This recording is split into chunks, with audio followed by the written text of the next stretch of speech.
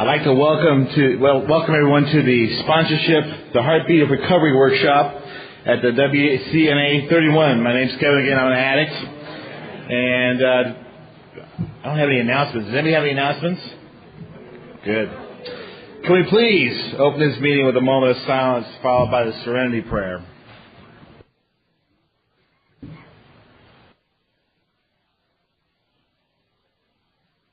The Serenity Prayer. God, grant me serenity to accept the things I cannot change, the courage to change things I can, and the wisdom to know the difference. I have asked Chris from California to read What is the Narcotics Anonymous program?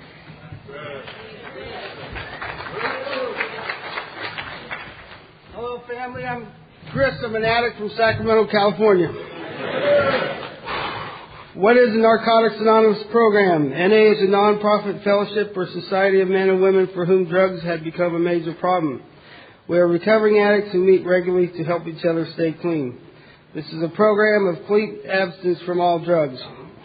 There is only one requirement for membership, the desire to stop using. We suggest that you keep an open mind and give yourself a break. Our program is a set of principles written so simply that we can follow them in our daily lives. The most important thing about them is that they work. There are no strings attached to NA. We are not affiliated with any other organizations. We have no initiation fees or dues, no pledges to sign, no promises to make to anyone. We are not connected with any political, religious, or law enforcement groups and are under no surveillance at any time. Anyone may join us regardless of age, race, sexual identity, creed, religion, or lack of religion.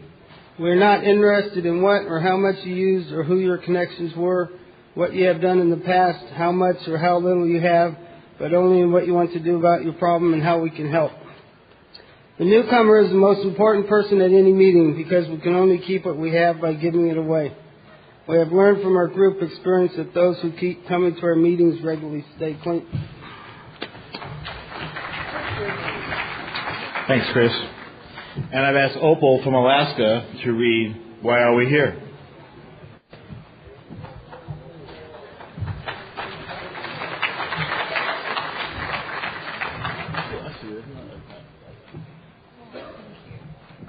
My name's Opal. I'm an addict from Anchorage, Alaska. Why are we here? Before coming to the fellowship of NA, we could not manage our own lives. We could not live and enjoy life as other people do. We had to have something different, and we thought we had found it in drugs. We placed our use ahead of the welfare of our families, our wives, husbands, and our children. We had to have drugs at all costs. We did many people great harm, but most of all, we harmed ourselves.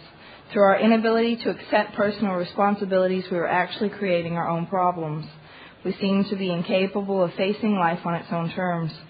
Most of us realized that in our addiction we were slowly committing suicide, but addiction is such a cunning enemy of life that we had lost the power to do anything about it. Many of us ended up in jail or sought help through medicine, religion, and psychiatry. None of these methods were sufficient for us. Our disease always resurfaced or continued to progress until in desperation we sought help from each other in Narcotics Anonymous. After coming to NA, we realized we were sick people. We suffered from a disease from which there is no known cure. It can, however, be arrested at some point, and recovery is then possible.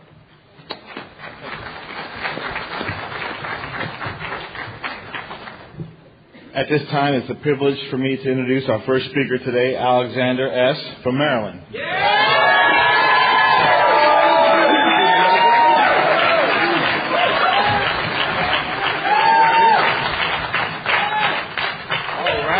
Maryland in the house. Yeah. Aloha.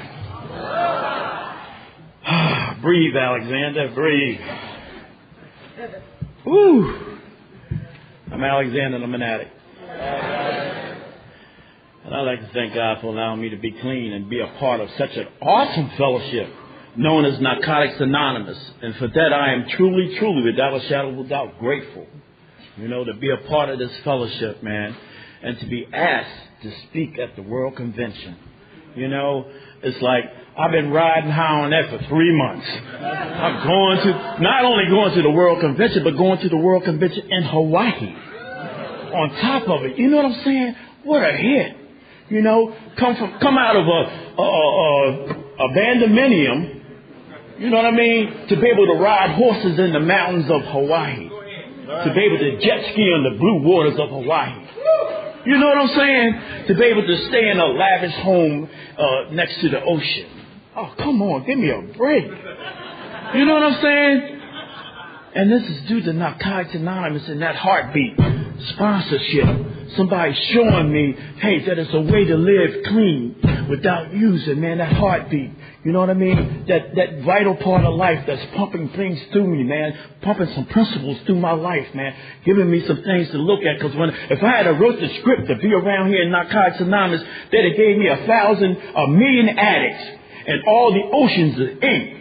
And to sit down and write a script wouldn't have came close.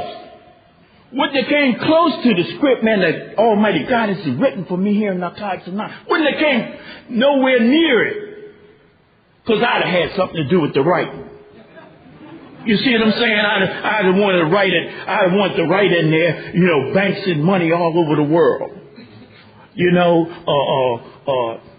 property and prestige and all that thing. I wouldn't have never thought to write about Narcotics Anonymous, writing about some principles, writing about having some character and some dignity. I'd have never thought about writing them things because I'd have thought that the money would take care of that, the property and the prestige. You see, but having somebody, man, to guide me in this process of recovery, man, to show me what's really important in life. Because some things, man, in life, I mean, you know, because coming here in Narcotics Anonymous, man, all I had was just a pulse. So, oh yeah, we can work with you. You know what I mean? It was a faint pulse, but it was a pulse nonetheless. You see what I'm saying? And that heartbeat, man, seeing people that were here when I got here in this fellowship of Narcotics Anonymous. And my clean date, matter of fact, is January 12th, 78. For those that's slow in math, that's 27 years, close to 9 months. Well, I'm a little slow at math, so, you know, but you know, one of the things that I've learned here, and I was in the penitentiary the last time, and it was, you know, and I barely squeaked out a GED. That's the general education equivalent or something, you know, but I barely squeaked that out. So I'm not no profound educated person standing up here before you. But what I do have that, you know, a lot of times I've seen people with education just can't get it. I had a desire. I had a desire that burns deep inside of me, man, a desire for this new way of life. Because in the first steps to talk about, man, hitting that bottom, and you got to hit that place first to be able to get this. And I definitely hit that place, and I surrendered to this process of recovery. And that desire that I picked up in the penitentiary. I picked up a desire in the penitentiary because a guy came and visited me that I thought was worse than me when I was out there using. And come to find out, that man had been in Narcotics Anonymous for 5 years. And he was the first person I ever seen that gave me some hope. And that was that pulse. You know what I mean? Because this is my belief. And you can believe something, even if that what you believe is detrimental, you get the same results. You put the same energy and the same enthusiasm into that as if it was something that would give you life. I put a whole lot of enthusiasm into using. A whole lot. You know, matter of fact, I could have pushed the scene trip from New York to Paris in 1 hour and I ain't even left the house yet.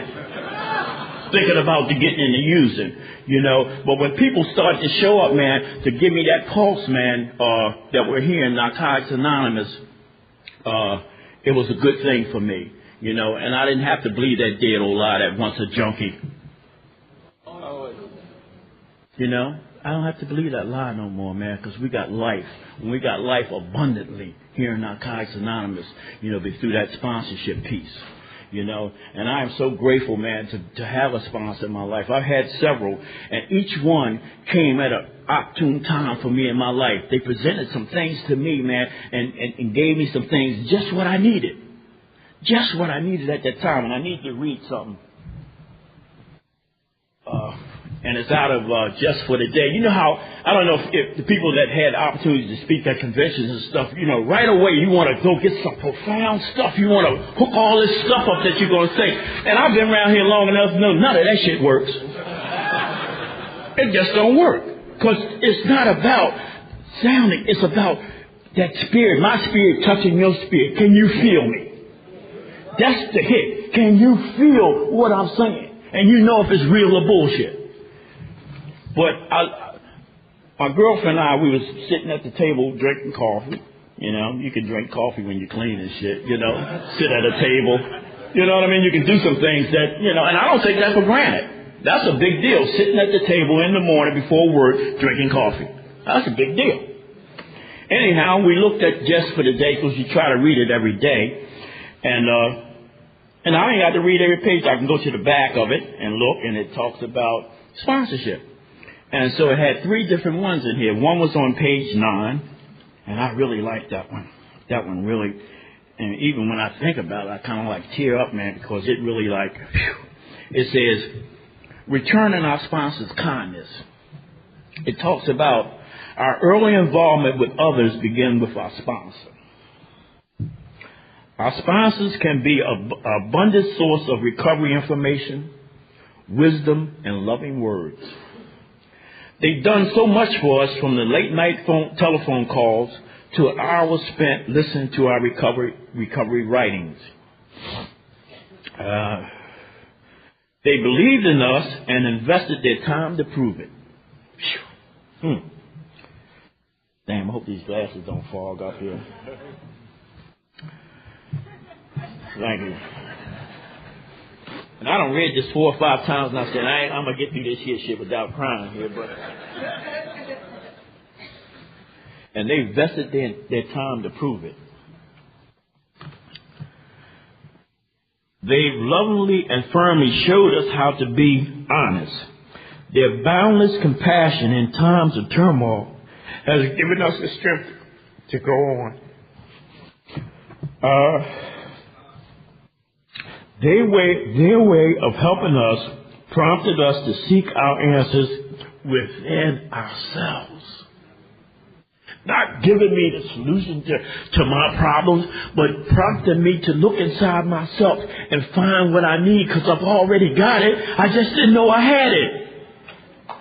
So they're trying to uplift that heartbeat in me, which makes this program run, man. And because once I identify what's going on with me, that I got my own answers to my own problems, but I need somebody to point them out to me. And as a result of that, my heartbeat gets a little stronger. And that's what I'm able to pass on to my sponsees. You know what I'm saying? Not fixing my problems, not, but showing me how to look inside and get it for myself. Their way of helping us, I already went over that, okay. Though our sponsors has given us generously and has never demanded repayment, there are things we can do to show our appreciation. We treat our sponsors with respect. With respect. Although a lot of times when I first got here, I didn't have no respect for myself. But I seen something in this person, man. I seen something in this person that I wanted. And I didn't offend the dope dealer. Hey, if he said get in the back of the line, that's where I went. If he told me to wait, no change, I'll go try to get some dollar bills. You see? So I don't have that kind of courage to come in here and disrespect somebody that's going to guide me on this precious journey. So I need to show my sponsor some respect even when I don't have none for myself. They are not trash cans designed for us to dump our garbage in. That was a heavy hit. They have their times of trials and tribulations just like we do. And sometimes need our support. They are human. Damn. Have feelings and appreciate our concern. Maybe they would like to receive a card in the mail or a phone call expressing our love. Whatever we do to return our sponsor's kindness will enhance our personal recovery, not to mention the joy we bring to our sponsor. Just for the day, my sponsor has cared for me when I couldn't care for myself. Today, I will do something nice for my sponsor. I love you, Jim. And, man, during them trials, man, I mean, I watch what my sponsor do more than what he say.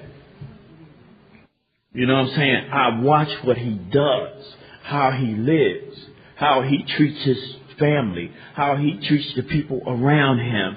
That's the hit, because we can talk some good stuff, you know. And that's what I prompt to do with the guys that I sponsor, because it's about giving of self, but being able to draw that line also, because I don't know how to say no. I need to learn how to say no. You see what I'm saying? Because I need to learn what's good for Alexander, because people are watching me like I'm watching my sponsor, you know, because I don't want to pass on no craziness, you know, and when things don't work, I'm willing to share that stuff too. I'm willing to say, hey, this didn't work for me, you know, and then I have to make the necessary things to change it. And you guys peeped my shirt. Did you check my shirt out? Sponsorship. What did it say? Pass it on. Pass it on. You know, because I really don't know what I have until I can share it with another human being. See, because giving it away, it sounds like a paradox if you're new, but it's not, because we give it away so we can keep it. And in giving it away, we recognize what we have.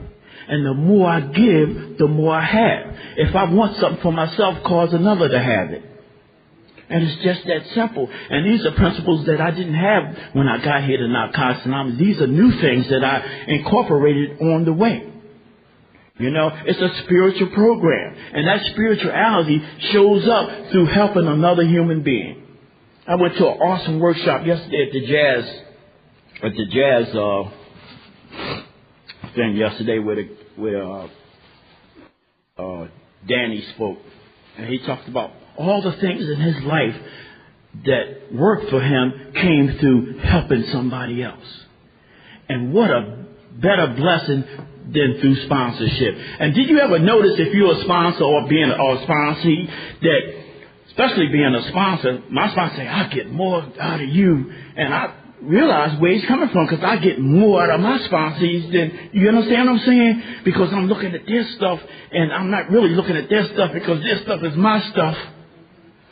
You see what I'm saying? And I'm talking with solutions for them, but they're really my solutions to give me life and to help me in this process of recovery. And when they go, we say, thank you, man. They be like, no, thank you. No, thank you. You ever do that? Like, thank you. No, thank you. Everybody's be like, thank you, thank you, thank you.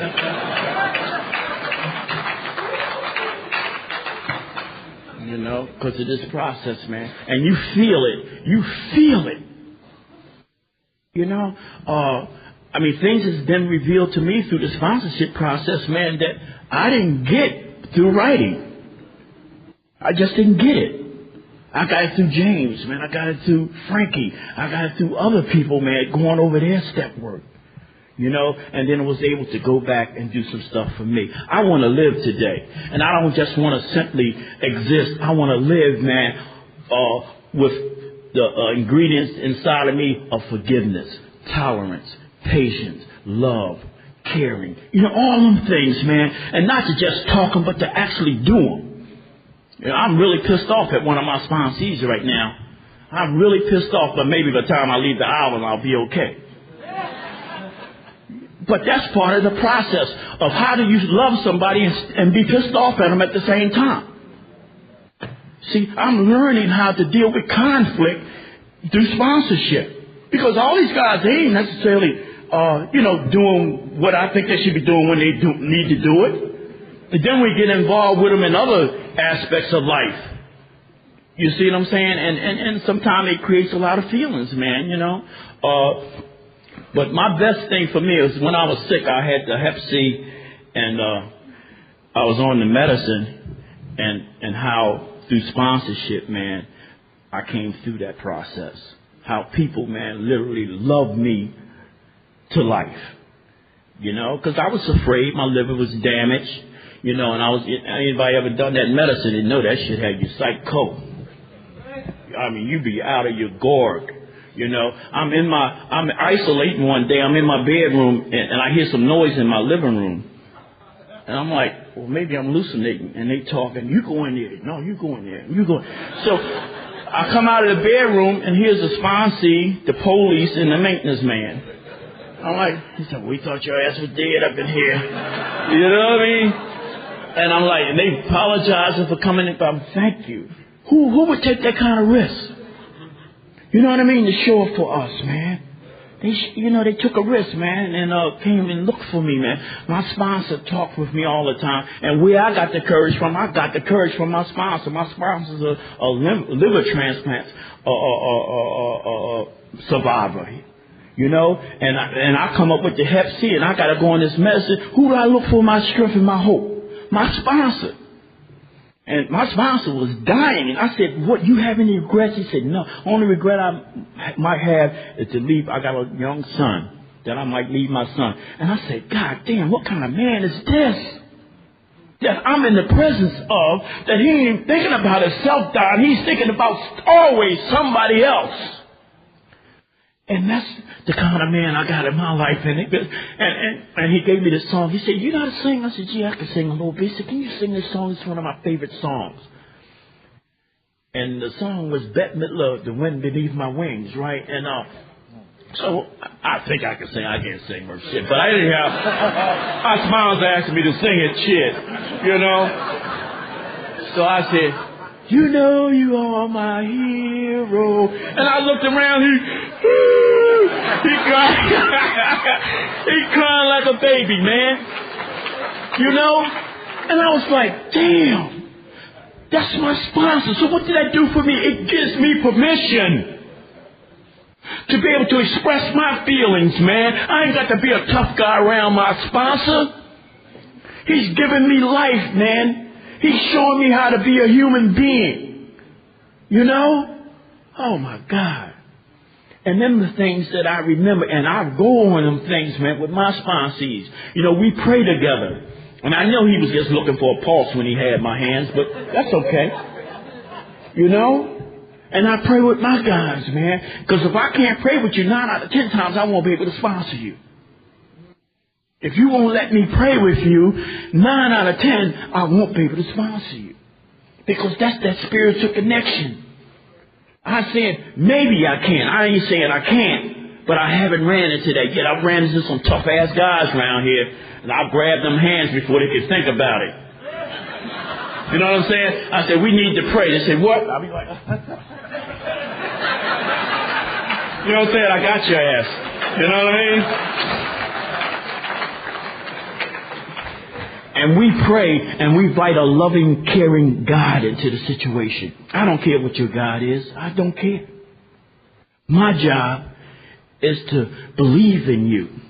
My job is to be there for you. My job is to listen, not to judge, not to give you my opinion, but to give you my experience, my strength, and my hopes. You see what I'm saying? Because the sponsor, preferably, is a person, man, that knows how to deal with life situations without using. Preferably, they have 12 steps and 12 traditions in their life. Not just the 12 steps and the traditions, because can you clap with one hand? You need them both. You need traditions also. It's a vital part of our fellowship. And that's what my sponsor got me on a mission. And he asked me, he said, Alexander, I need you to do the 12 and 12. I need you. He didn't give me no time frame, so. You know, but he wants me to be able to do the 12 and 12. You know, and because a lot of people with clean time around here, you see, I mean, you'll find a lot here in this convention, but how many can you find in your area that still shows up, that's willing to be the heartbeat of this fellowship, willing to pass it on, willing to show up, willing to take a commitment, willing to still pick up a newcomer, still willing to pick up coffee cups at the home group, still willing to hug at the door. You see what I'm saying? still willing to do this, because sometimes the new people need to see people with more than a year, more than 30 days. They need to know that we got longevity in this fellowship. They need to hear the heartbeat from the people that's been around here for a while doing this thing consistently and not wavering. They need to hear that. You know, they need to hear that, man. They need to know, man, that our fellowship, because somebody, yeah, we ain't got no longevity. You got to go to AA. That's bullshit. That's bullshit. We got people in Narcotics Anonymous that's been clean, and if you're a new person, you got call them. If they got the courage to give you their phone number, call their asses. Because you think that they'll help you, but you're helping them. Remember, they have what you want, and to give it away means that you can keep it. You see what I'm saying? So it's your responsibility as a newcomer. You know, don't put it all on us. It's your responsibility, if you want what we have, to come and get it. Because if I had dope, your ass will swim across the Pacific. Right? And then you wouldn't be no wimpy doing it. We wouldn't have to say, would you sponsor me? Huh? Would you sponsor me? No. If I had dope, hey, give me 2 bags! Put that same kind of enthusiasm in the sponsorship. You understand what I'm saying? Put that same enthusiasm.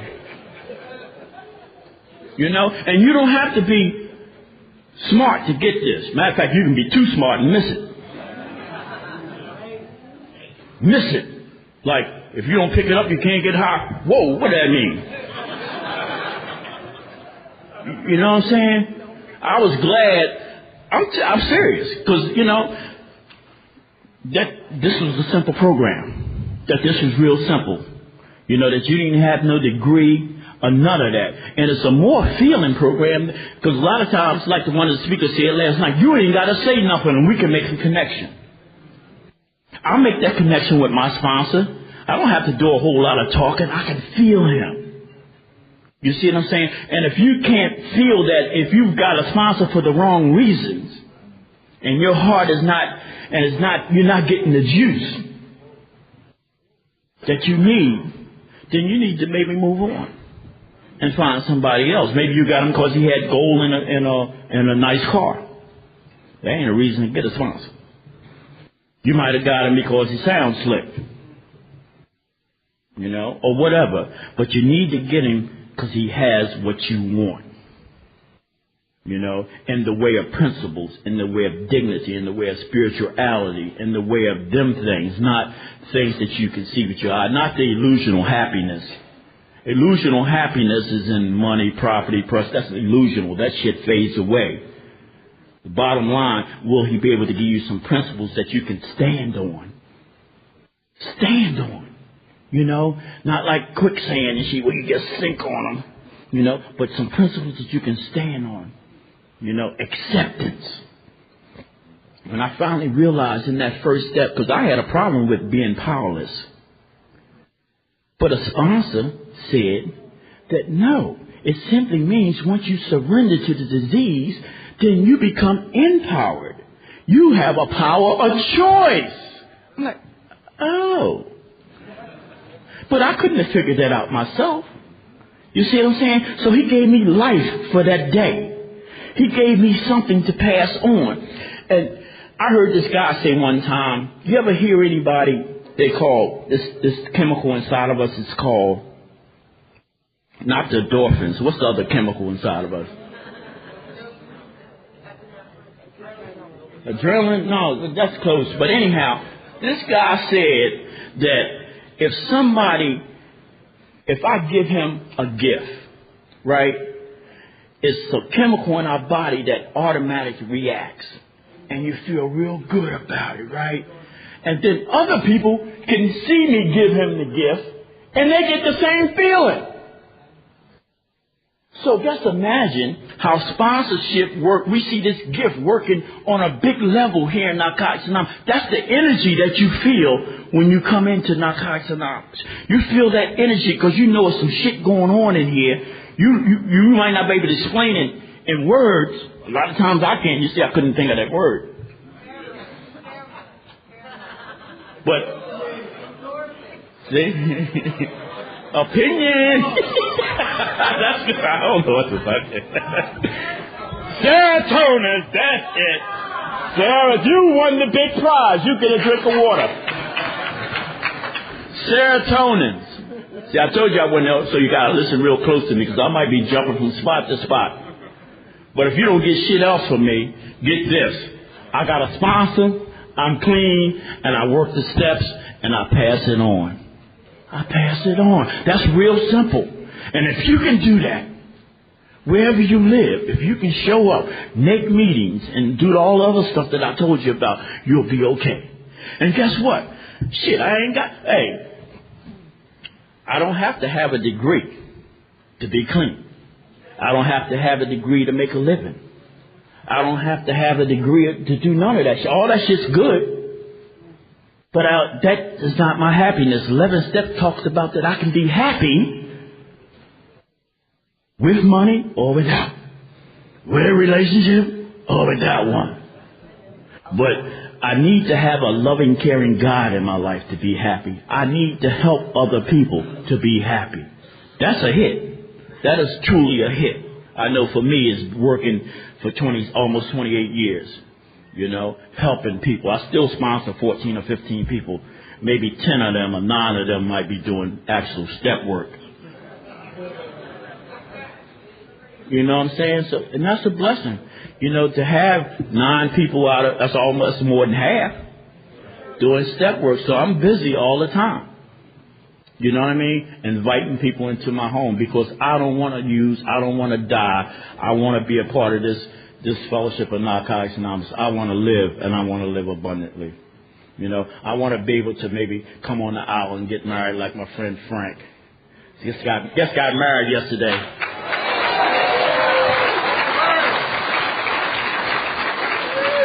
Big Mike in here just got married. Just got married the other day in Hawaii. You know, raising families and doing things, man, because we're standing on some principles, man. We're standing on something that makes this fellowship work here in Narcotics Anonymous, man. You know, you can't live without your heart, can you? Neither can this fellowship. We need to pass it on, you know. And if you work the 12 steps, or if you work some of them, some people's area, people have to sponsor people with less than 12 steps because of logistics, less meetings. Sometimes people have to, you know, sponsor people without doing all the 12 steps. You know, but if you've done the 12 steps and you're not sponsoring anybody, then you see what I'm saying? You're kind of like stealing. You know, you need to, you know what that's like? It's like, what's them things in your when you eat a lot of cholesterol and stuff that block up your veins? Cholesterol, right? Yeah, block your veins up. Yeah, plaque and stuff. You like blocking the veins up. You ain't letting the blood get to the heart where we can get a solid beat.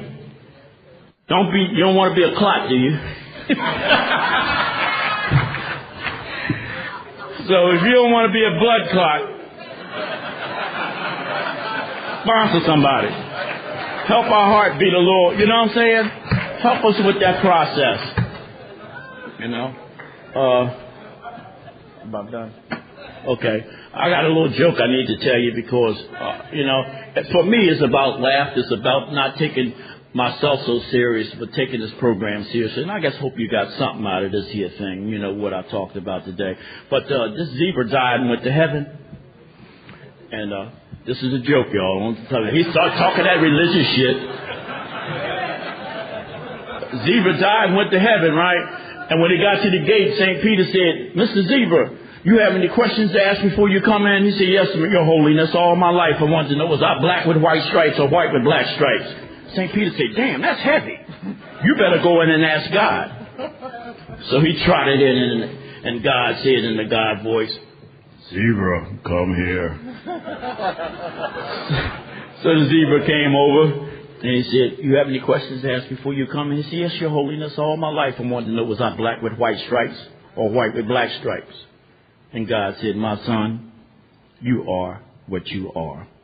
So the zebra's looking all confused like y'all are, right? So St. Peter had to be an addict. He couldn't wait till the zebra tried it back out. Come here. What did he say? And so the zebra said, he said, my son, you are what you are. St. Peter said, oh, that explains it. Zebra said, what do you mean? He said, you were black with white stripes. He just said, you is what you is.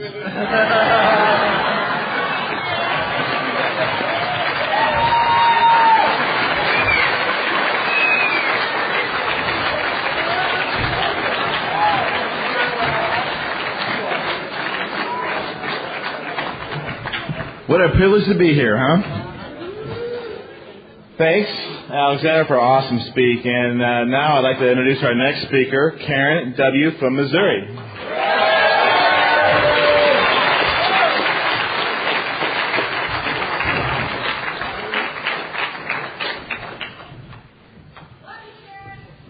Thanks. I'm an addict. My name's Karen. I didn't know if it was the stage shaking or my knees. I thought I was going to fall off the side.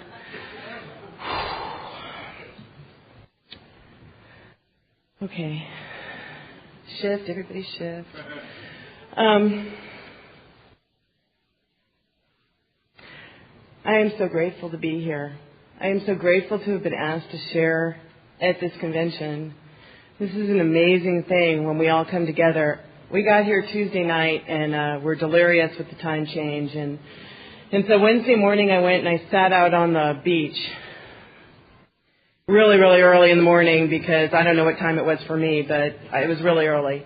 And I went and I sat out there, and I started seeing people coming onto the beach. And even when we were just kind of getting here, or even coming on the plane, I was watching people getting on the plane thinking, here's a group of people who, however many years ago in your own personal life, if you had a job, could you get the money from the paycheck to your bank account?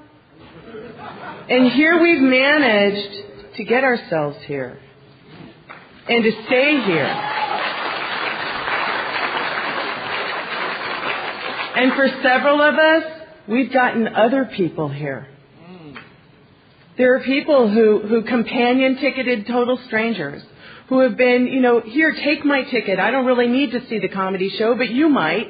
We ended up with a jazz breakfast. We didn't buy tickets for it, and then somebody else is at a comedy show that we bought tickets for. It's just an amazing thing, and people just hug each other everywhere and just love each other.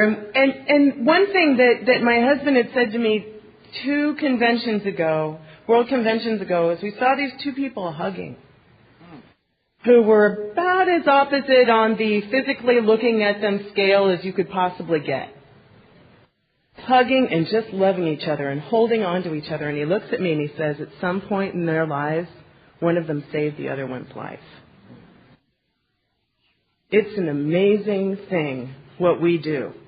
And I've noticed that there's some people in here who are trying to put translation sets on. And I don't know if this is being translated, but I've been to meetings where I didn't speak the language. It didn't matter. It didn't matter because one interesting thing, the colors of these don't change. So if there was a blue one, I was in the right place because the blue one is who is an addict, and I knew I was in the right place. And when people do the Just for Today, they pause in certain places, no matter what language it's in. And okay, sometimes people chime in so you can tell what they're doing then. But it's just the beauty of a world convention. A world convention. So I'm just so grateful to be standing here with my knees shaking. And that you know what?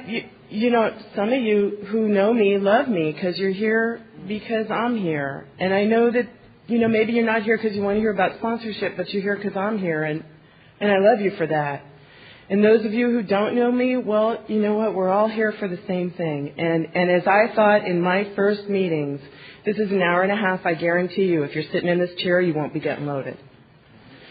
I just want to say one thing about something that's happening outside of this island, which is I have been, like most people, absolutely amazed at the sights I'm seeing on television.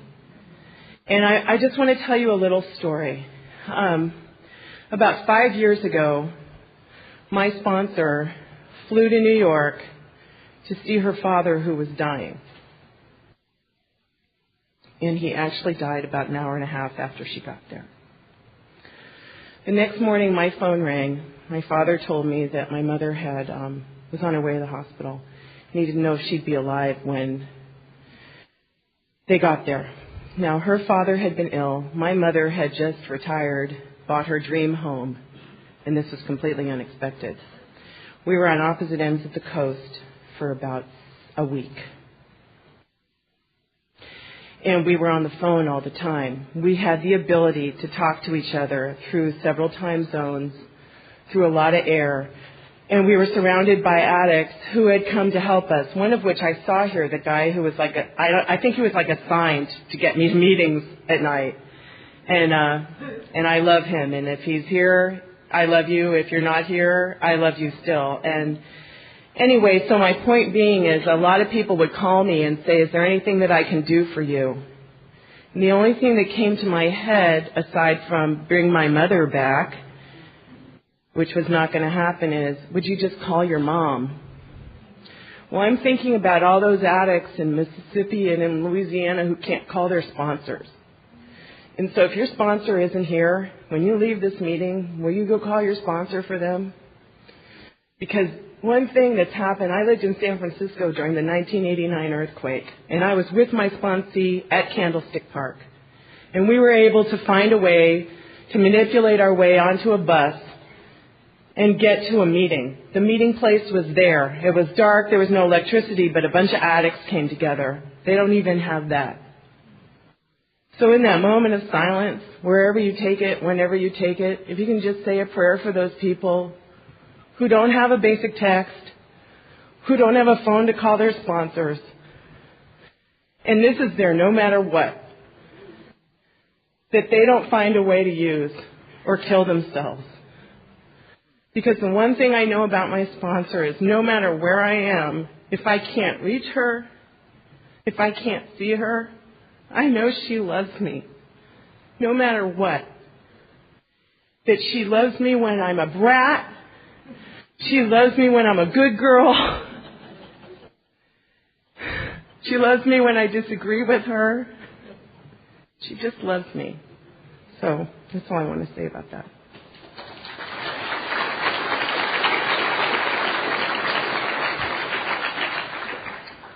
You know, a really cool thing about this, and I want to thank you for your share, is I had actually been asked to do a workshop before at a World Convention, and what an honor it is to ask to do one again.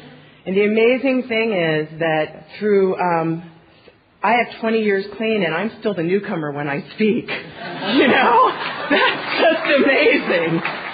I just love that. I love that there's someone who came before me and opened the doors for me so that I had a place to go, and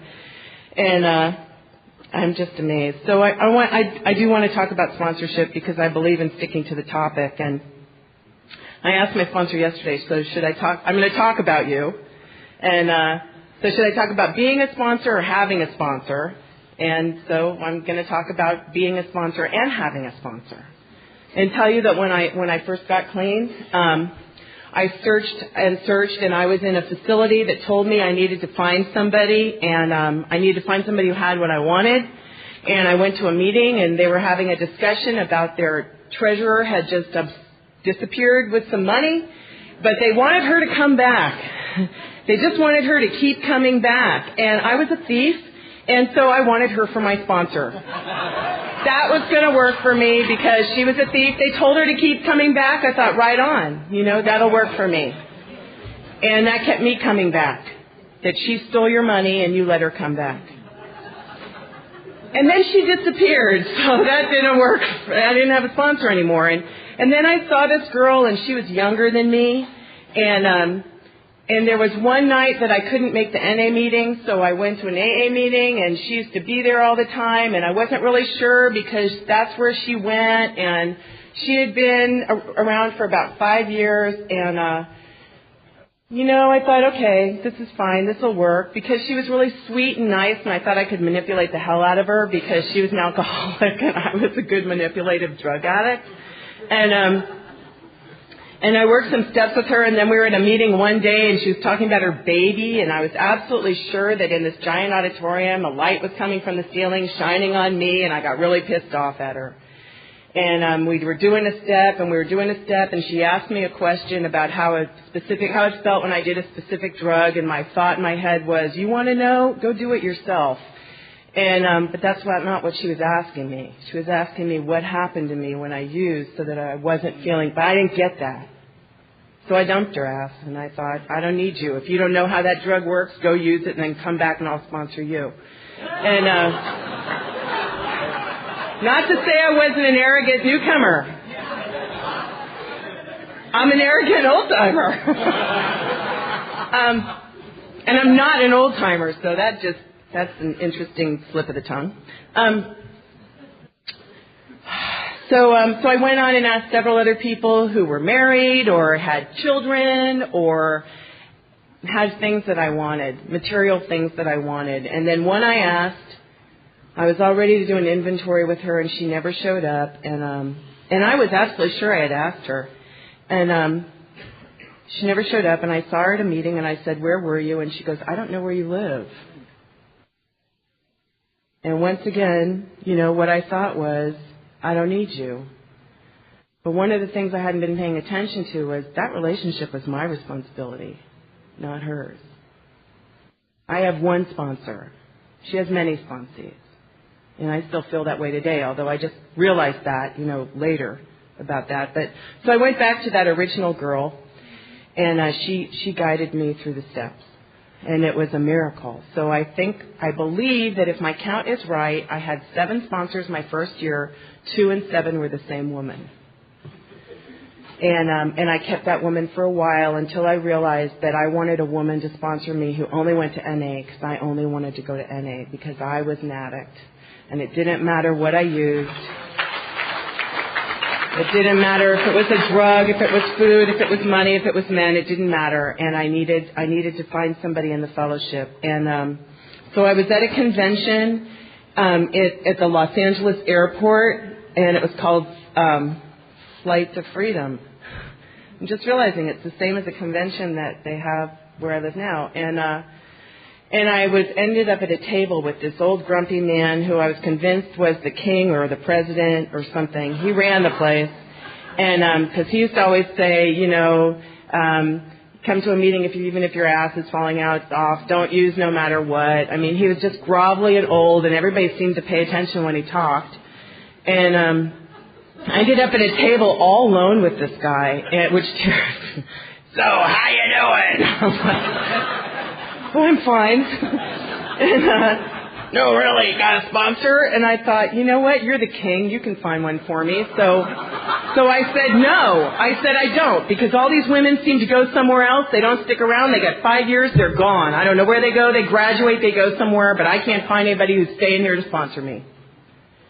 Well, I'll sponsor you. I'm like, no, it's okay. I'll find somebody. Honest, I will. And I did. And I found somebody, and this man was a miracle in my life, and that was a real icebreaker. And we remained quite close until he passed. And he helped me again with this, and I'll get there in a minute. And so I found a sponsor, and I had several of them, and I kept going, and I had sponsees. And I had a period of time in my recovery where I hid out from my disease in the rooms of Narcotics Anonymous. And that's another topic and another time. But what I did was I stayed clean, talked the talk, participated. My husband and I were, Mr. and Mrs. NA. We did all the activities together. Everybody knew us. We had our kids. We had those little NA tots, and And our little children, and we had the little badges on their strollers. Our kids were these little, and it's really cool because my oldest son is 17, and I have this picture in my wallet because he just pitched the state junior legion baseball game and won for the state of Missouri. And we went on to Louisiana and played and won there. Okay, that's my pitch for my kid. And that was an interesting trip with all these parents who had the donated booze from Anheuser-Busch that was gone before they ever got to Louisiana. But we went to meetings. They all stayed and drank. But anyway, and so we had these NA kids, and I didn't participate in anything. I had a sponsor in name only. I said I had a sponsor, which was my way of staying in denial that I was in recovery. And I did that for 8 years. And I don't recommend that you do it. If you're doing it now, I feel for you. I'll give you a little bit of hope. I stopped. I came out. I took my head out of my ass, looked around, and realized that all these people who got clean after me were a lot better than I was. And that hit my ego hard enough that kicked me and I moved on. And so several things happened.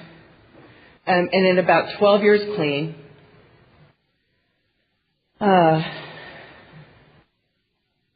my marriage fell apart. My best friend died.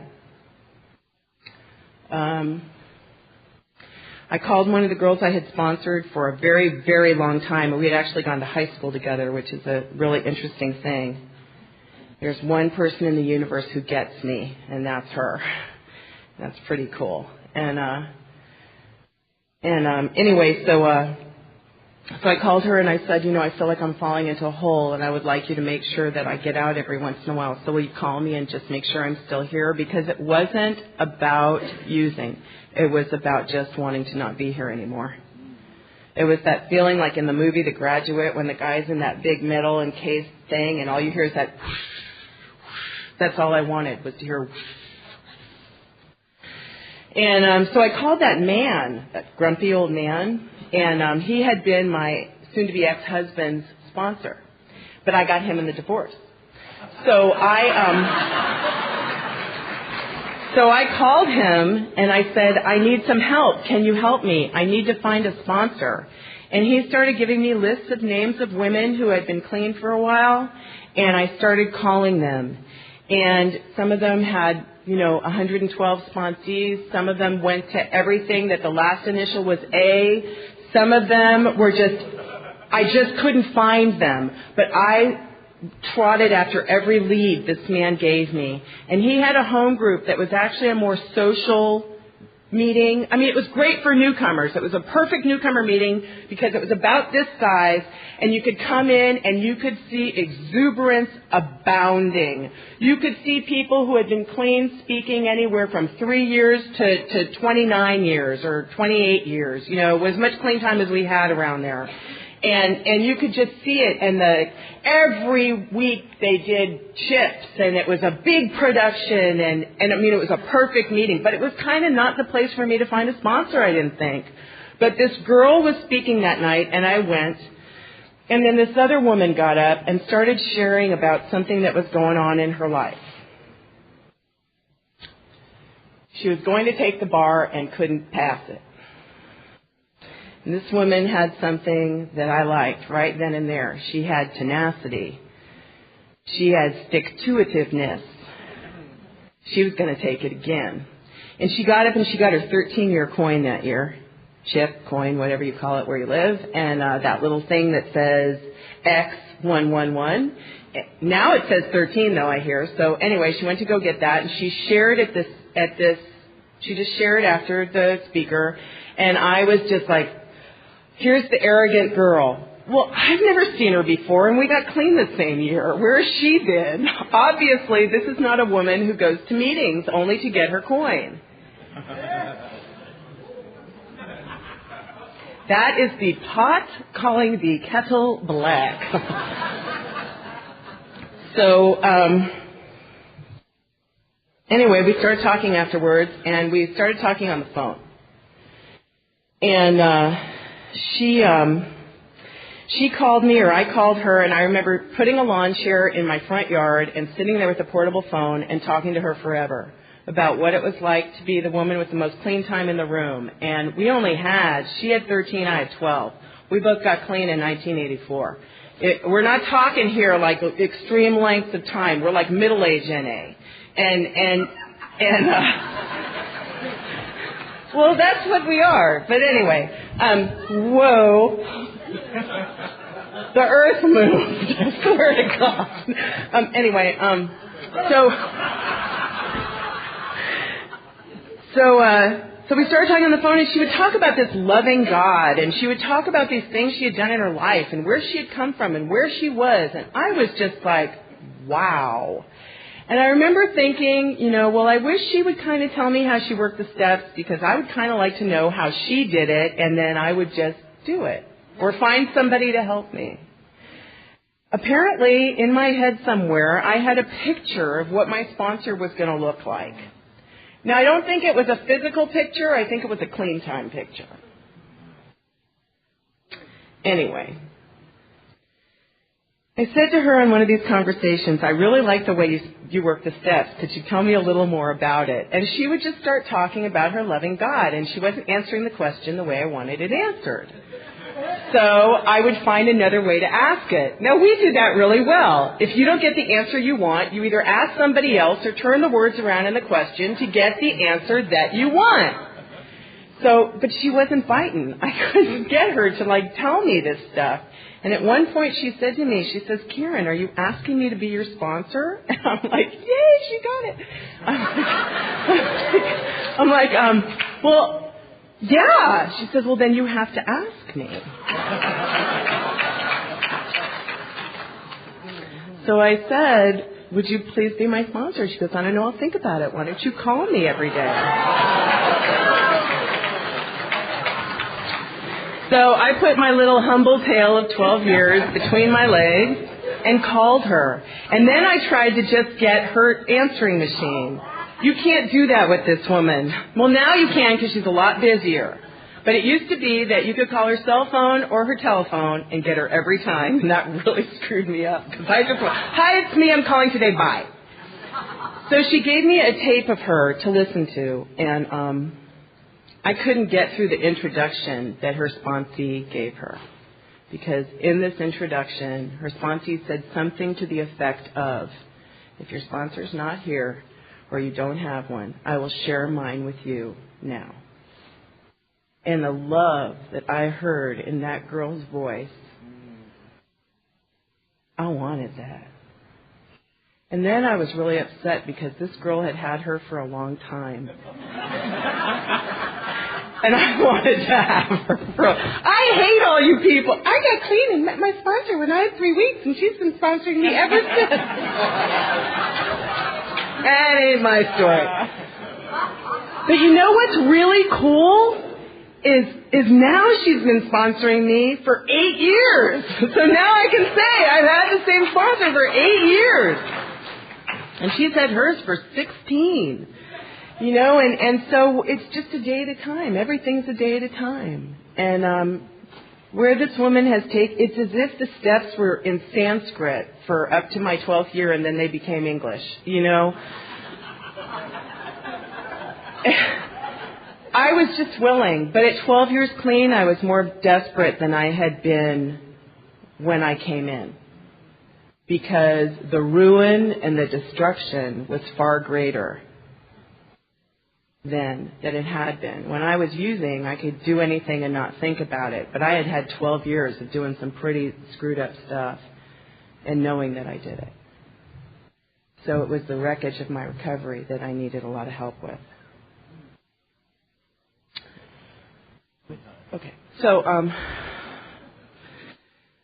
I started working steps with her, and I found that loving God that she talked about, and then I got to my 6th step.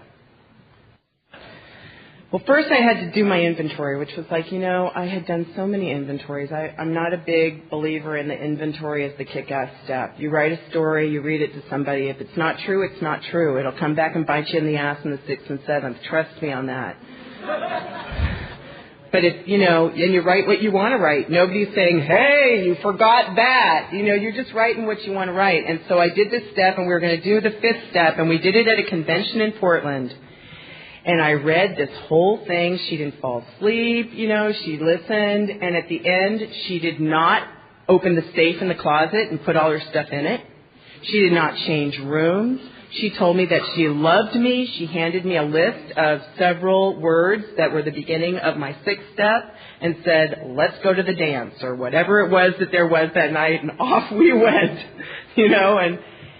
and she just loved me. And then I was on this step that kicked my butt, and I was convinced, you write enough about defects of character, and I was starting to be convinced that was what defined me. Only those things defined me. I couldn't find the goodness in myself because I was so consumed with the things that were not good. And in every part of this step, she always had me look for the spiritual principle, for the opposite of the defect in the spiritual principle. And so anyway, I got through that step, and I have since gotten through the steps with her, and I'm now starting again, and this time it was interesting because she got to know me very well by me doing these steps, and I got to know her very well by doing them too, and also several other things that have happened in our lives. And when she first started sponsoring me, one thing I was sure of is I didn't want a girlfriend. I was not looking for a girlfriend. I had girlfriends. They had all died. I was not interested in any girlfriends here. I was not looking for a friendship. I didn't want a buddy. I didn't want any of that. I just wanted to get better. I didn't realize that was part of getting better, was the ability to love another person just because you do. Just no matter what they're like, for all the things that I don't like about somebody, to still love them is just accepting them for who they are. And now when I look at her, I see what she is, and I love her. I just love her because she's her. And that's all that matters. So this time when she gave me my first step, she also gave me the things that I need to write on, because she was the one who listened to all my stuff. And so now she knows what I need to write on. It's all the unresolved stuff that I was working on. And so that's how I am with my sponsor, and I adore her. And she has taught me a lot about, one of the things you mentioned was respect. And when she had been my sponsor for not very long, I get this phone call. And, I was divorced, and I had my children were with their dad every so often, and I get this phone call from her that she knows that there's this weekend coming up, and she knows that my kids will be with their father, and her sponsor is coming to speak where I live, and so they're going to be staying with me. I felt like, oh my God, it's visiting royalty. What am I going to do? And also there were some little things like I needed to clear out my kitchen because this woman had real food stuff going on at the time, and I have kids. I have to have that kind of stuff. Well, put it in another refrigerator, And so I did everything that she asked me to do, and I didn't question it, although in my head every once in a while I went, what? Who is this person? And then I met her. And I didn't look at her as, I can't talk to you because I'm a, mindless peon. I looked at her as, you're sponsoring people who are sponsoring people who have sponsored a woman who is sponsoring me, and thank you. What can I do to help you today? And that's what it was about. I often tell people, there was an incident where there was a girl that I sponsored that didn't care for my sponsor, and that's totally her choice. She didn't ask her to sponsor her, she asked me. I said, you know what, you don't have to like her, but you need to respect her around me. And if you're not going to do that, then you need to not be around us for quite a few days. Because I believe that when I show her, now my sponsor scared the hell out of me. I mean, this woman is abrupt, to say the least. But what I've learned is, because I listened to my sponsor telling me what her sponsor has told her, and all I hear is, this woman is so loving. And when I call, she's at work. And of course she goes, what? She's at work. you know. But she'll always say to me, I'm going to be at this meeting, be there, goodbye. And then I go to that meeting and she's there. You know, because when I go to the town she lives in, I call her. So anyway, I had this weekend with my great grand sponsor, and I was absolutely blown away. I was just amazed at you know, the changes that one woman can do in others' lives. And so something that's come from that, there's two things. One is I have a network of women in my life that I don't even know. But I can tell you that when I went to Israel, the connection I had to go to a meeting in a bomb shelter in Tel Aviv was a sponsee times sponsee of that woman. And they picked me up by what I was wearing, took me to a meeting, looked for people who could translate, and just sat with me and loved me no matter what, only because of their respect for their sponsor and their sponsor and their sponsor and their sponsor. And if you look in the big picture of things, that's how we respect each other.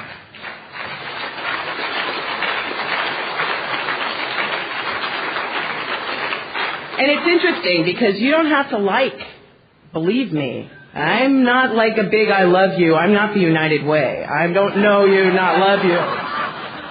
When I get to know you, and you know, and I'm kind of like that. You know, I believe a lot. I'm not a big hugger either. And that comes from what was in my life before I got clean.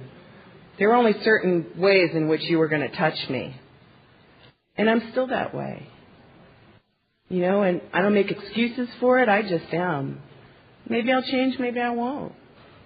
I'm okay with it. So anyway, that's one of the things. And so I have this network of women in my life. They're doing this party for my sponsor's sponsor. And they're doing this big party for her. And so I walk into registration, and this one girl comes up to me, got your list. We're listing all our sponsees, got your list.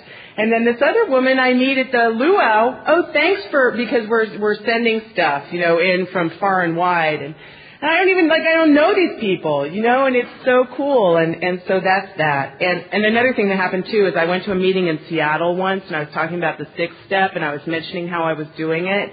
And one of the girls walked up to me and she goes, "So which one of Sydney's girls are you?" And I thought that was really funny, just because the way we do this particular step seems to have had a life of its own in the fellowship. So the other thing that's happened is I moved.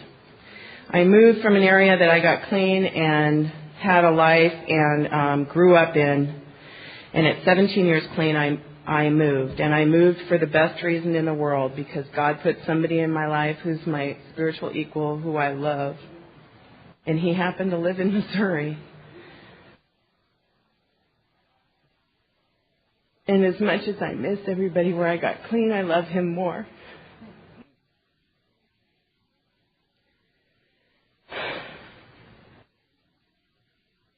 It's just really hard when I'm at the World Convention, because I see so many people that I don't see all the time.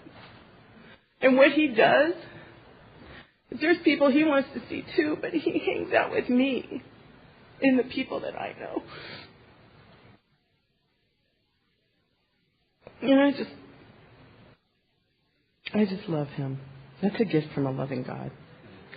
So anyway, I moved to this place where it was very different. Very, very different. Extremely different. And I grew up in NA. When I say I grew up, I mean I grew up in NA, in an area where the women surround each other. It's like elephants. If you have one, not like that, like elephants. It's like if you have one who's not well, she becomes surrounded by those around her who will do for her things. I mean, if there's some incident, there was an incident once, I was pregnant and so was this other girl. And this other girl had her baby first. The baby was deathly ill, was going to die ill. And she was ill too. And the things that showed up at this woman's house before her child didn't come home I think my baby came home first and he was born 6 weeks later. There was food at the house. There was everything. Everyone, and nobody had to ask. It was 1 phone call to 2 phone calls to 4 phone calls to 8 phone calls. What can we do? Let's set up a schedule. We'll just take care of it. It wasn't intrusive. It was loving. And when it was time to stop, they stopped. And I moved to a place that this was unheard of. I saw one person go into a storm, and she was surrounded by some of the women who her sponsor also sponsored her, and the women outside that were pushed away. And so I, made frantic phone calls back to the Bay Area. What can I do? What can I do? What can I do? Lead by example, lead by example, lead by example. There were some things that happened when we first got there that really set the tone for me, and I had to forget them. When I had been in Missouri for 7 days, my husband almost died. And nobody came to our house. Nobody called. And for, a good couple of years, I was really pissed off because they didn't help me. And then I realized that's not it. He'd been clean there 16 years. Where were they for him? I mean, granted, we lived in the middle of nowhere, but everybody lives in the middle of nowhere. So I started looking at some of the things that had worked. I felt like this pioneer,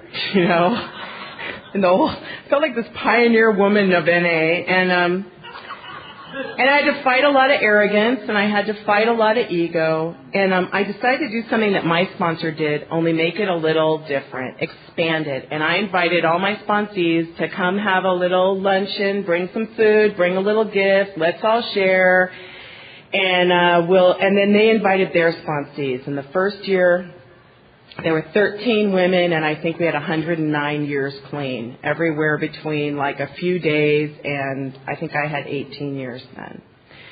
Following year, we had 31 women, and a lot more clean time. Last year, we had 53 women, and this year we rented a hall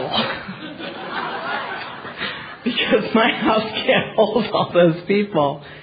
And you know what the thing is the men do something there. The first weekend in October, they all go to this, guy must have this incredibly large amount of land, but they all show up for a day and a half or 2 days at this guy. I mean, everybody's going to Mexico, Missouri. Everybody's going to Mexico for this sponsee event. You just go. They come in carloads. They come from St. Louis. They come big carloads of people. Now, I don't ever want to quite get to that point, but that's a little scary. But we have this thing with women, and everybody brings a little dish to share and a little gift, and we play that greed gift thing where you have numbers, and then you get a gift, and then the next person can take yours or pick another one. You have never seen more greed come out in a group of women. But what's happened is they all kind of know each other now. And they've all come to be there. And so if the word gets out that somebody needs help, I don't know that it'll ever change because some things just don't.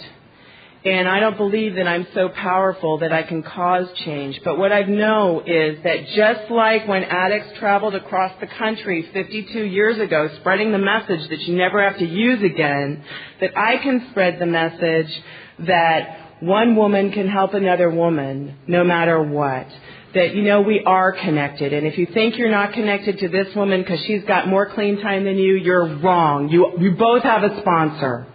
You both have a sponsor. And look, we're connected. And then I see these young girls, and I mean young girls. I live in the highest producing methamphetamine county in the country. And these girls come in and they're terrified and they're in drug court. And so every meeting they go to is full of all their drug court cronies that they all used with. How honest are you willing to get about who you ripped off when the person you ripped off is right next to you? And so these women are starting to come into this group, and they meet women from, different parts of the country, and they hear about things that are happening like this party, and they hear about this connection that we have, and there's other women who look, oh, well, I'm not part of your group. Well, you know what? You have your own. We all have our own. I mean, I'm listening to you, and you're talking about these people who are here, and I'm thinking the whole first 2 rows is your sponsees or sponsees or sponsees, and I love that. I know that there's my sponsor's in here and one sponsee of mine is in here. And I feel like I'm loved on both sides. You know, I have it. I have that love, and I have the love of when they asked me to speak on sponsorship, all I could think of is, like, you can't go wrong, because sponsorship is how I stay clean here. Sponsorship is how I stay connected. Sponsorship could be every title in that book. Someone who believes in me, sponsorship. Sponsorship. It's all about sponsorship, and I agree. If you're not sponsoring people, you're missing half the boat. You know, there are people that I sponsor that, you know, have been clean 10 years. Oh, I don't have time. Well, that's too bad, because you're missing half the boat.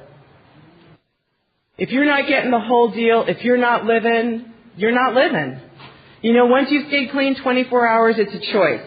It's your choice. You can use or not use. Now it's a choice. 24 hours gone.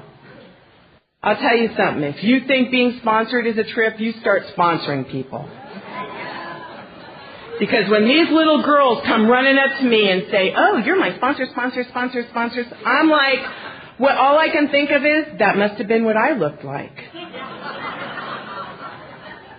And if that's the way that they feel connected, good for them. I'm glad I can help. So, like I said when I first started, if your sponsor's not here and you can reach them by phone, please call them. If your sponsees are not here, call them too. Although I really believe that it's the relationship is on the sponsee. And when we take that moment of silence, if you could just say a little prayer for those people who can't get to a meeting, don't know where a meeting is, have no basic text, and all they have is the hope and the prayer that we've been giving them for as long as they've been in the room. Let's send them a little more. Thank you very much.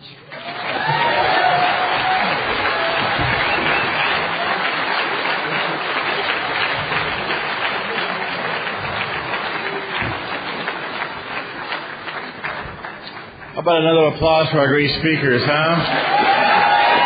Alexander and Karen.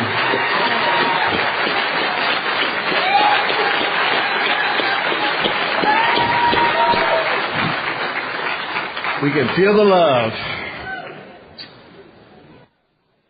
I'd like to ask, this is truly a world convention. We have our friend Vikrant from Nepal, who's going to read We Do Recover.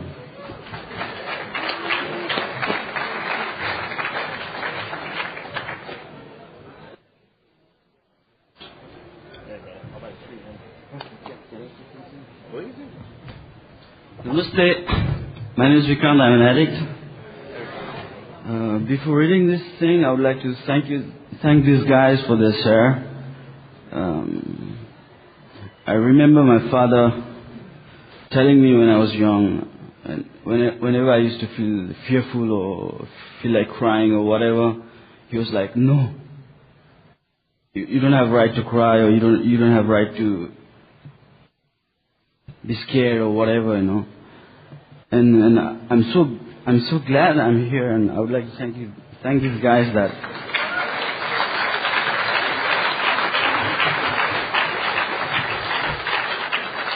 I would like to thank you everybody. I mean, that's you taught me how to cry. I mean, and you taught me it's okay to be fearful, or it's okay to feel what you feel today. Thank you everybody.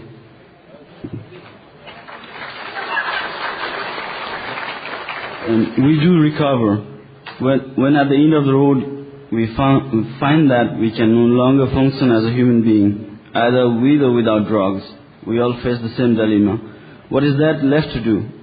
There seems to be this alternative: either go on as best as we can to be a bare ends, jails, institutions for death, or find a new way to live.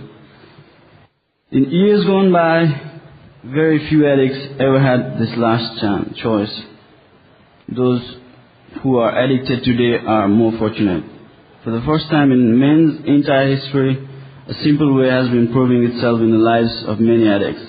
It is available to all of us. This is a simple, spiritual, not religious program known as Narcotics Anonymous. Thanks.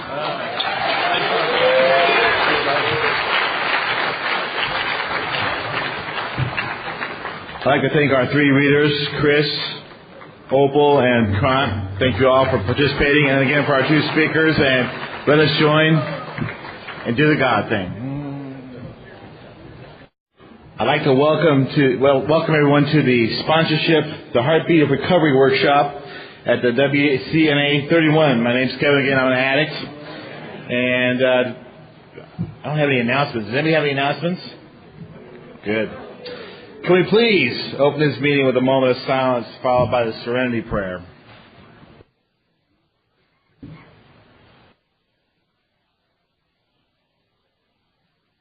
The Serenity Prayer.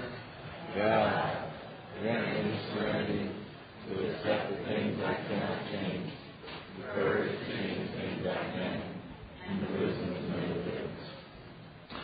I have asked Chris from California to read What is the Narcotics Anonymous program?